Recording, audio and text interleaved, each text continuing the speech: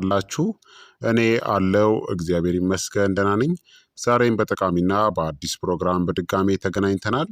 በዛሬው የጤና ፕሮግራማችን ላይ የምንመለከተው አንጀታችሁን በፍጥነት የሚፈውስ ቁጥር አንድ ድንቅ የሆነ ምግብን በዚህ ቪዲዮ ላይ በግልጽ እነግራችኋለሁ ማለት ነው።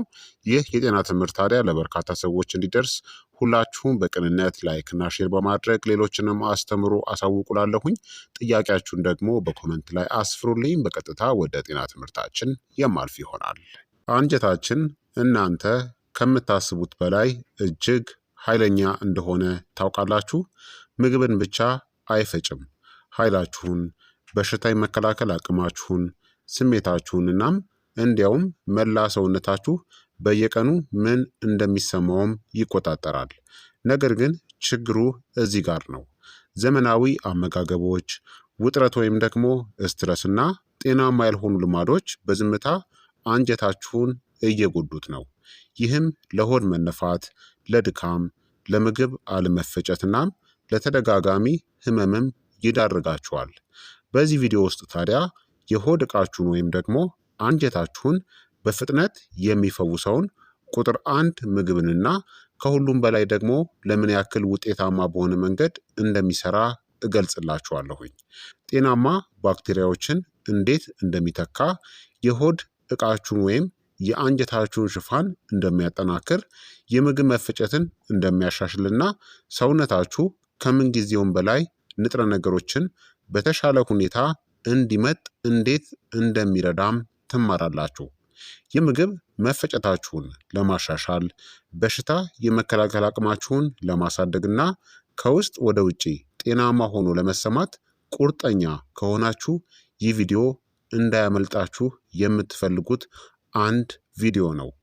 የሆድ ዕቃችሁን በፍጥነት ለመፈወስ አንድ ኃይለኛ እናም በሰፊው የሚገኝ ምግብን ከፈለጋችሁ እሱ ተፈጥሯዊ እርጎ ነው። በሕያው ፕሮባዮቲኮች የበለጸገ፣ ለመፈጨት ቀላልና በቀጥታ አንጀታችሁን አካባቢውን ወደ ነበረበት ለመመለስ የሚሰራ ድንቅ የሆነ ምግብ ከተባለ እርጎ ነው። አንጀታችሁ በትሪሊየን ባክቴሪያዎች የሚኖሩበት መኖሪያ ነው። ይህ ሚዛን ታዲያ ሲዛባ በመጥፎ አመጋገብ፣ በውጥረት ወይም በአንቲባዮቲክስ ወይም በህመም ምክንያት እነዚህ ሊያጋጥሟችሁ ይችላሉ።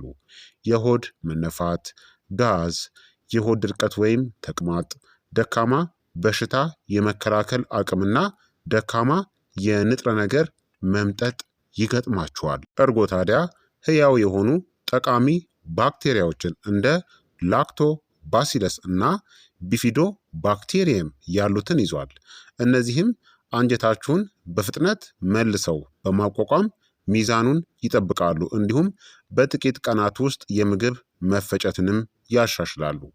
ታዲያ 8 ዋና ዋና እርጎ ለአንጀታችን ፈውስ የሚሰጠውን ድንቅ ጥቅሞችን ልንገራችሁ። አንደኛ፣ ጤናማ የአንጀት ባክቴሪያዎችን ይመልሳል።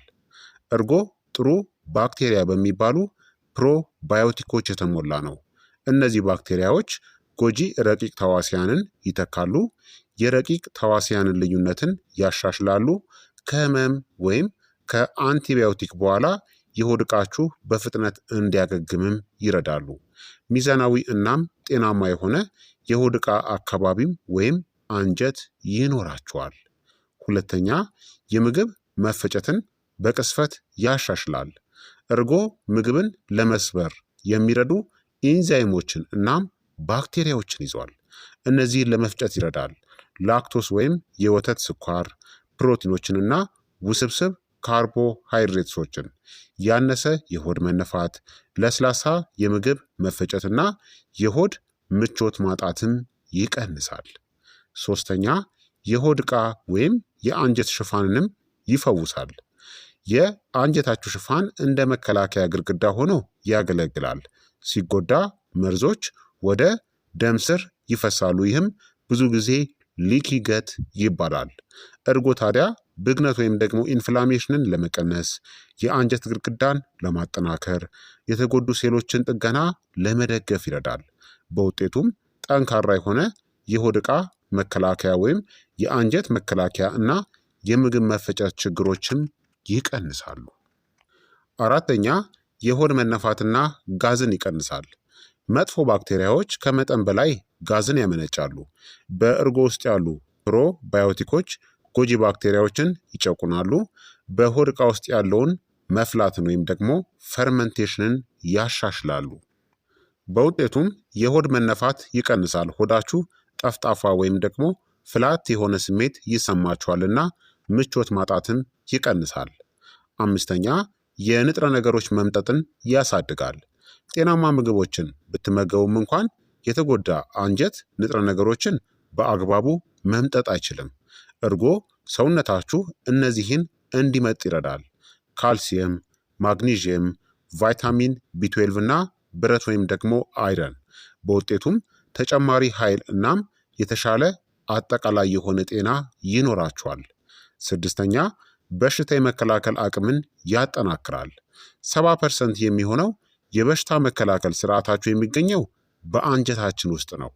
እርጎ ደግሞ በሽታ የመከላከል ሴሎችን ይደግፋል። ጎጂ የሆኑ በሽታ አምጪ ተዋሲያንን ይዋጋል። ኢንፌክሽኖችንም ይቀንሳል። በውጤቱም ከበሽታዎች የሚከላከል ጠንካራ የሆነ መከላከያ ይኖረናል። ሰባተኛ የሆድ ዕቃ እንቅስቃሴን ለማመጣጠን ይረዳል። በሆድ ድርቀትም ይሁን በተቅማጥ ብትቸገሩ እርጎ ሁለቱንም ለማስተካከል ይረዳል። እርጎ ሰገራን ያለሰልሳል። ይህ ለሆድ ድርቀት በጣም ፍቱን እና መፍትሄ ነው። እንዲሁም ደግሞ ሰገራንም ያጠነክራል። ይህ ተቅማጥ ችግር ላለባቸው ሰዎች በጣም ተመራጭ ነው። በውጤቱም መደበኛ እና ጤናማ የሆነ የሆድ ዕቃ ወይም የአንጀት እንቅስቃሴ ይኖራችኋል። ስምንተኛ በአንጀት ውስጥ ያለን ብግነት ወይም ደግሞ ኢንፍላሜሽንን ይቀንሳል። ስር የሰደደ የአንጀት ብግነት ለብዙ የጤና ችግሮች ይዳርጋል። እርጎ የተቆጡ ህብረ ህዋሳትን ያረጋጋል። ብግነትን የሚያስከትሉ ውህዶችንም ይቀንሳል። በውጤቱም ከሆድ ህመም እረፍት ማግኘትና የረጅም ጊዜ የሆነ ፈውስን ይሰጣችኋል ማለት ነው። ታዲያ ለላቀ የአንጀት ፈውስ እርጎን እንዴት መጠቀም ትችላላችሁ? ትክክለኛውን አይነትን ምረጡ። ተራ ወይም ደግሞ ጣፋጭ ያልሆነ ወይም ፍሌቨርድ ያልሆነ ተራ እርጎን ምረጡ። በቤት ውስጥ የተሰራ ወይም ተፈጥሯዊ የሆነ እርጎን ምረጡ። ለመብላት ደግሞ ምርጥ መንገዶች በቀን ከ1 እስከ 2 ኩባያ በቀጥታ እርጎን መመገብ። ምርጥ ጊዜ ደግሞ ጠዋት በባዶ ሆድ ወይም ከምግብ በኋላ ተጠቀሙ። ኃይሉን ደግሞ ለማሳደግ እርጎን ከእነዚህ ጋር ቀላቅላችሁ ተመገቡ። እርጎን ከማር ጋር ተፈጥሯዊ ፕሪባዮቲክ ይኖረዋል። እርጎን ከሙዝ ጋር ጥሩ ባክቴሪያዎችን ይመግባል። እርጎን ከአጃ ወይም ከኦትስ ጋር ለሆድ ፈውስ የሚሆን ፋይበርን ይሰጣችኋል። ታዲያ ጣፋጭነት ያላቸው የተቀመሙ እርጎችን ፍሌቨርድ የሆኑትን አስወግዱ፣ ምክንያቱም የሆድ ባክቴሪያን ይጎዳሉ። በተለይ አሁን ላይ ብዙ ሰዎች ፍሌቨርድ የሆነ ወይም ደግሞ ጣፋጭ የሆኑ እርጎችን እየተጠቀማችሁ ነው። እሱ ምንም ጥቅምን አይሰጣችሁም። እንደውም መጥፎ የምንላቸውን የአንጀት ባክቴሪያዎችን ይመግባል። ምክንያቱም ከፍተኛ የሆነ የስኳር ይዘት ስላለው ማለት ነው። ስለዚህ ተፈጥሯዊ የሆነውን መጠቀም ይኖርባችኋል። እንዲሁም የላክቶስ አለመስማማት ወይም ላክቶስ ኢንቶለራንስ ካለባችሁ በጥቂቱ ጀምሩ ወይም ፈርመንትድ አይነቶችን ሞክሩ። በተጨማሪም ቀጣይነት ደግሞ አስፈላጊ ነው። ለተሻለ ውጤት በየቀኑ ብትመገቡ ይመረጣል።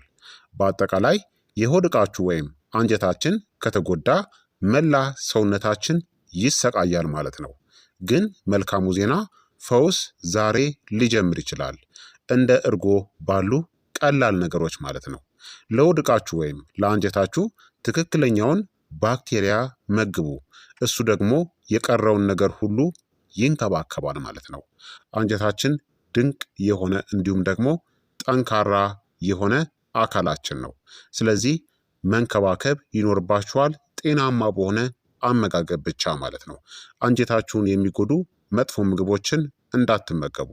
ከፍተኛ ስኳር የተጨመረባቸው ማንኛውም መጠጦችንና የተቀነባበሩ ምግቦችን እንዲሁም ደግሞ አንዳንድ የታሸጉ ጨው የበዛባቸው ምግቦችን በፍጹም እንዳትመገቡ። እነዚህ አንጀታችሁን በከፍተኛ ሁኔታ ይገድላሉ።